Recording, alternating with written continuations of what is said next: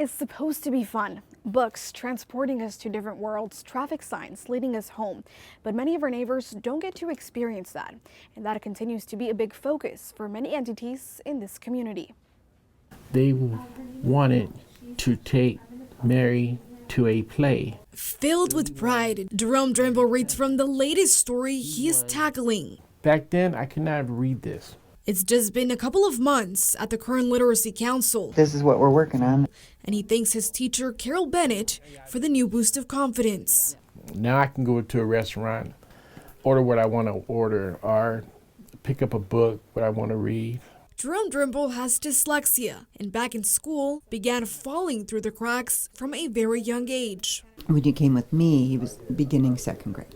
He says the schools he went to kept passing him on to the next grade just to move him along. But we're already finishing that book because he's a very hard worker. Because as Drimble knows very well, falling behind early just piles up through the rest of one's life. And standardized test results show a potential threat of that with our students in Kern County. Now, schools don't exactly track literacy rates, so the bar is set by how well 3rd through 8th graders and 11th graders perform on the English language arts portion of the state standardized test. So let's break that data down. These are the average standardized test scores since 2014, which show only 33% met or exceeded the standard that year. Now, it does increase slightly every year until 43% reached the standard during the 2018-2019 school year. But then, of course, COVID came and not only stopped the testing, but also interrupted learning for many students. The following year, when those select grade levels did the standardized tests, current students dropped back down to 39%. But despite the ups and downs over the past several years, the levels were never great to start with. The Kern County Superintendent of Schools office says there are many contributing factors. One of the highest poverty rates in the state, one of the lowest education attainments in the state, so we have a lot less people in our county getting college degrees. Cole Sampson is the Administrator of Professional Learning and Student Support with KCSOS.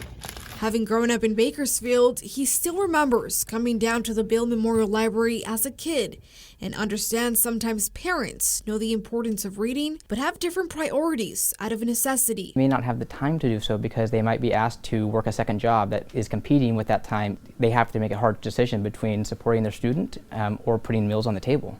He adds just showing up to school is half the battle. Studies show students who miss 10 or more days are at risk of falling behind, and those who miss 18 or more are at risk of dropping out of high school. Now, demographics also play a role. A high percent of English language learners in our county, and this just adds additional barriers as these are students who are learning English as a second language. So not only do they need to learn to read, they must learn English first. And we see just how low English learners in the blue have tested in the past couple of years. English learners scored the lowest, followed by students with disabilities, homeless youth, and socioeconomically disadvantaged students. That is why KCSOS, which focuses on supporting districts, has provided professional development for current teachers to better understand how to work with the area's diverse student population, varying reading levels and cultural backgrounds. Now, beyond helping educators with curriculum, they also focus on parents as the first set of teachers.